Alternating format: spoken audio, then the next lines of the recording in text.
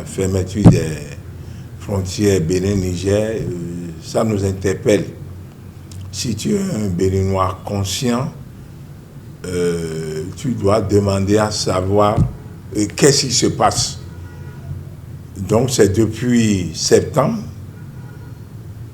2023 que les imams alpha membres de la fondation Malekhossou sont rentrés dans ce dossier. Rentrés dans le dossier pour avoir une solution, mais ça n'a pas marché. Nous, on sait que on ne peut pas encourager les coups d'État militaires. Ce n'est pas une bonne chose. Aucun Africain ne peut accepter ça. Nous sommes en train de copier l'Europe. Combien de fois il y a eu des coups d'État militaires chez eux? Et c'est ici, en Afrique, que cela se passe. C'est horrible. Pour le cas du Niger, nous nous sommes investis pour pouvoir trouver une solution. La première démarche, nous avons envoyé une lettre au chef d'État, membre de la CEDEAO, pour leur demander de faire quelque chose. Parce que nos gens souffrent beaucoup là-bas. Je parle de la population. Le Bénin et le Niger, c'est des pays frères. Moi, j'ai des parents qui sont là-bas. Et les Nigériens aussi ont des parents qui vivent ici. Et c'est pourquoi nous sommes rentrés dans le dossier. Après cela, nous avons rencontré le ministre des Affaires étrangères pour une séance de travail afin de lui faire savoir que la fondation Malekhossou est en train de courir pour trouver une solution. Lui nous a donné beaucoup de conseils. Parmi ces conseils, c'est de prier beaucoup. C'est de prier beaucoup pour que les choses se développent. Je crois que c'est dans la même semaine que le chef de l'État a rencontré la presse pour expliquer ce qu'il est en train de faire personnellement. On était très contents parce que le chef de l'État, contrairement à ce que les gens rencontrent, la fermeture de nos frontières lui fait mal. Mais après cette conférence de presse, nous avons encore envoyé une autre lettre, toujours au chef d'État, membre de la CEDEAO.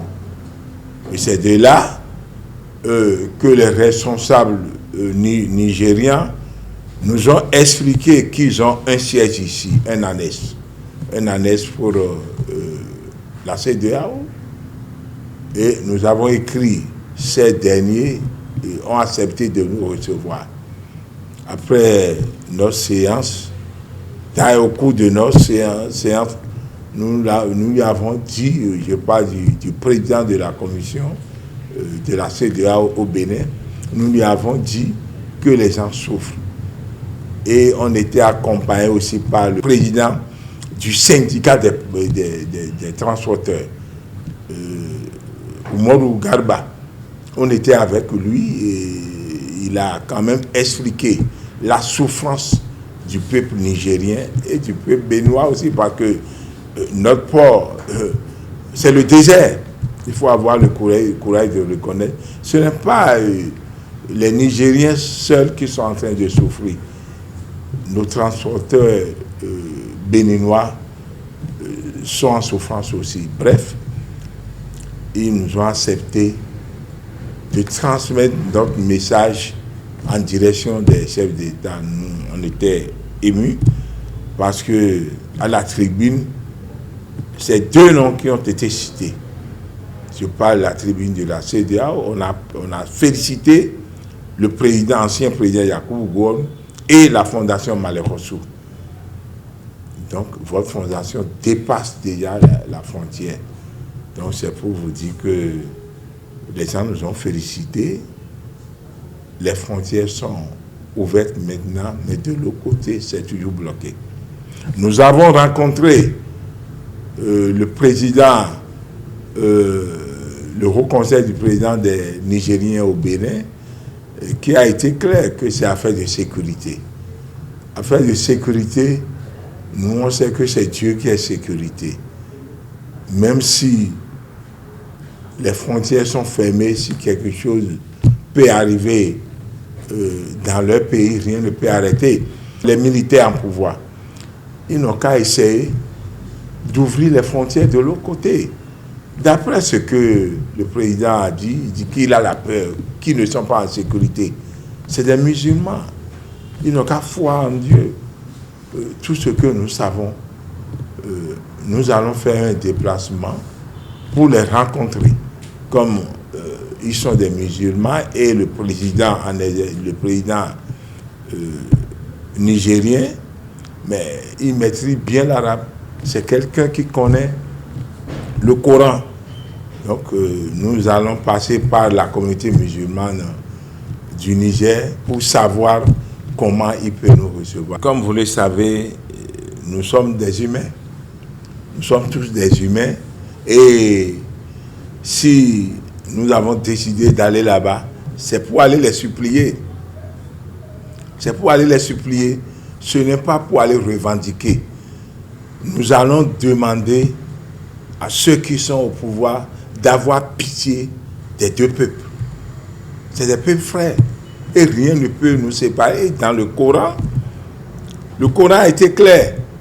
Dieu nous interdit de ne pas séparer la famille. Le lien de famille là, de ne jamais diviser. Donc, les familles doivent être ensemble. Donc, cela veut dire que nous sommes de la même famille. Les deux familles ont l'obligation de vivre ensemble. Donc, si on parle de sécurité, comme je viens de le dire, c'est Dieu qui est sécurité. Et nos cris de décès seront pris en compte. Ça, je vous le jure. Nous avons adressé une lettre aux autorités de ce pays, je parle du président, pour lui demander de donner les instructions à ce que les faux frères là cessent. Et c'est les faux frères là qui font que les gens sont en colère. Nous, on n'a aucune compétence de presse. Nous avons demandé au chef de l'État que vraiment on laisse leurs marchandises gratuitement. Parce qu'ils ont fait plusieurs mois au port. Les marchandises sont bloquées et on va calculer les frais de gardiennage. Vraiment, la clémence du chef de l'État est nécessaire. L'AES, c'est une organisation des trois pays. Je parle du Mali, Niger et Burkina. Mais cela ne veut pas dire qu'ils vont quitter la CEDEAO. Il y a le Conseil de l'Entente. Il y a le Conseil de l'Entente qui vit encore. Pourtant, ils sont membres. Ils sont tous membres de la CEDEAO. Donc, nous leur demandons de maintenir leur organisation, mais quitter la CEDEAO, ça va amener beaucoup de problèmes pour les deux peuples. Tu vas quitter ici pour aller séjourner là-bas, il faut des cartes de séjour. Il faut des visas. Si vous n'êtes pas membre de la CEDEAO, cela veut dire que, par exemple, je quitte ici, je vais au Cameroun, mais c'est difficile. Les frais de visa et les faux frais. Je parle les cartes de séjour. Donc, tous les Nigériens qui sont ici, ils auront les cartes de séjour. Les Béninois qui sont au Niger, les cartes de séjour. Vous croyez que c'est une bonne chose? Non, ce n'est pas une bonne chose. Ils peuvent maintenir leur organisation. Mais quitter la CEDEAO là, je leur demande de revenir sur cette décision pour le bonheur de notre peuple. Je crois que la CEDEAO aussi vont revoir leurs tests. Ils n'ont qu'à se calmer. Les bonnes choses vont arriver d'ici peu de temps à la CEDEAO.